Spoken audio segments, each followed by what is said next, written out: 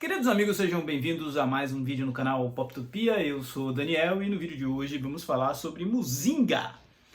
Esse é um título nacional lançado pela editora Comic Zone e produzido, escrito, desenhado pelo André Diniz. André Diniz já fez vários quadrinhos, é um quadrinista que já tem obras publicadas pela Darkside, pela própria Comic Zone, o Fawcett.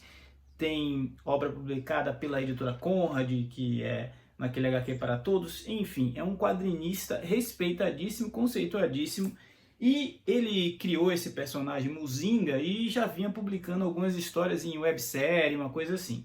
Acontece que neste encadernado, que é um encadernado de 192 páginas, com capa dura, totalmente em preto e branco, né? A gente tem aqui duas histórias, né? Dois arcos, vamos assim dizer, deste cidadão que é o Muzinga. Mas essa é a questão: quem é Muzinga? E esse quadrinho é um quadrinho nacional que tem algumas características que o assemelham ao que há de melhor produzido na literatura da América Latina. Eu digo isso porque eu sou um leitor e um fã ardoroso do trabalho, por exemplo, de Gabriel Garcia Marques, autor de 100 Anos de Solidão, Amor nos Tempos do Cólera, Crônicas de uma Morte Anunciada.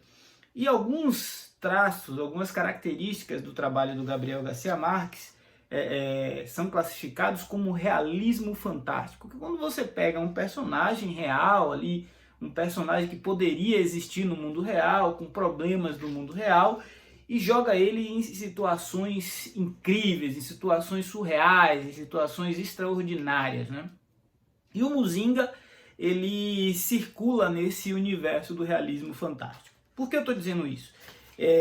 O Muzinga é um homem já com uma idade avançada, em torno de 200 anos, e que tem uma capacidade extraordinária de explorar o mundo ao seu redor, sendo inclusive capaz de conversar, de dialogar em mais de 120 idiomas. É essa figura que a gente vai conhecer aqui no começo do livro, se propondo a mais uma aventura, né? O Muzinga vai explorar, vamos dizer assim, um território que no primeiro momento vai ser bastante desafiador para ele.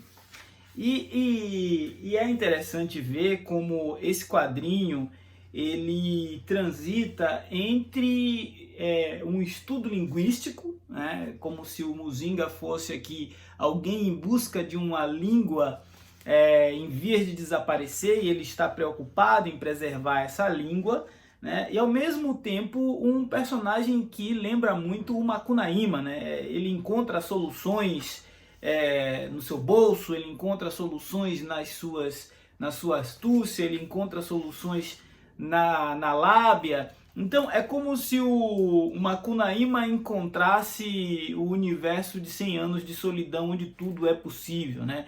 Um homem comum que está ali fazendo suas viagens e explorando novos territórios, de repente se vê aprisionado com um grupo de entidades essas que estão condenadas ao desaparecimento, ao esquecimento. Isso provoca uma indignação no Muzinga, porque ele entende que uma cultura, uma história, uma lenda se perder é um prejuízo inigualável. E aí começa a luta do Muzinga para preservar as tradições, as lendas, o folclore daquela cultura, daquele povo, daquela tribo com a qual ele teve contato. É um quadrinho que te convida para uma jornada pelo extraordinário, né? Em determinado momento, o Muzinga é ameaçado por uma entidade que parece, sei lá, um bicho-papão, que parece um dragão, que parece, sei lá, uma coisa vinda de outro mundo, e de outro momento ele está dialogando com um cara que se enforcou no fim dos tempos, foi enforcado pelos seus pares em algum lugar esquecido da eternidade, porque ele tentou ir contra determinadas regras da física, da existência. Enfim, são parábolas, né? São conversas, são diálogos. E aqui tem um trecho que eu vou até ler para vocês. O Muzinga, conversando com uma outra personagem, que é importantíssima para a história, ele fala assim: a escrita é a forma mais poderosa de vencer o tempo. Um filósofo escreve e influencia um pensador 15 séculos depois. É uma conversa entre pessoas de milênios diferentes, um trabalho em conjunto com os gênios e também com alguns imbecis, mas que foram maiores que o tempo e o espaço, sempre que... Aí para a conversa.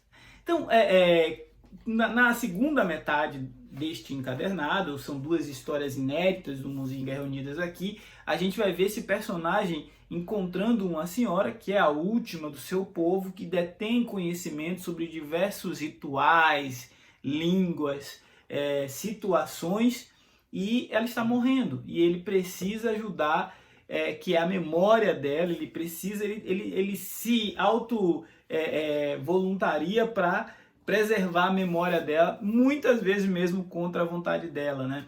Até porque a gente percebe ali que essa senhora ela vinha tentando ensinar para sua neta o idioma, os hábitos, e a neta resistia a acumular, a absorver aquele aprendizado, porque já não fazia mais sentido falar uma língua que ninguém mais conhecia. É um negócio assim que faz você pensar em muitas coisas. Um país com a matriz cultural tão diversa quanto o Brasil, ter um personagem como o Muzinga, que é um colecionador de saberes. E ao mesmo tempo é um quadrinho divertido de você acompanhar, se você estiver disposto a fazer aquele negócio de suspensão da descrença e tal, e topar que o Muzinga é capaz não só de atravessar territórios e dialogar em linguagens completamente diferentes, como também ele pode ir no mundo dos mortos e voltar para o mundo dos vivos, e isso soar para ele como se fosse um pulinho ali de Rio de Janeiro, São Paulo, Rio de Janeiro, enfim. Gostei. Um quadrinho divertido, diferente e provocativo no que diz respeito a o que você está fazendo para preservar alguma coisa que só você sabe, ou só sua família sabe, ou só seu povo sabe, ou só no seu bairro que sabem disso. O que você está fazendo para preservar os saberes da nossa matriz cultural. Enfim, esse foi o Poptopia de agora. Se não for inscrito, se inscreva. Afinal, falar de IB é sempre muito bom. Um bom quadrinho nacional, melhor ainda. Forte abraço. Até a próxima.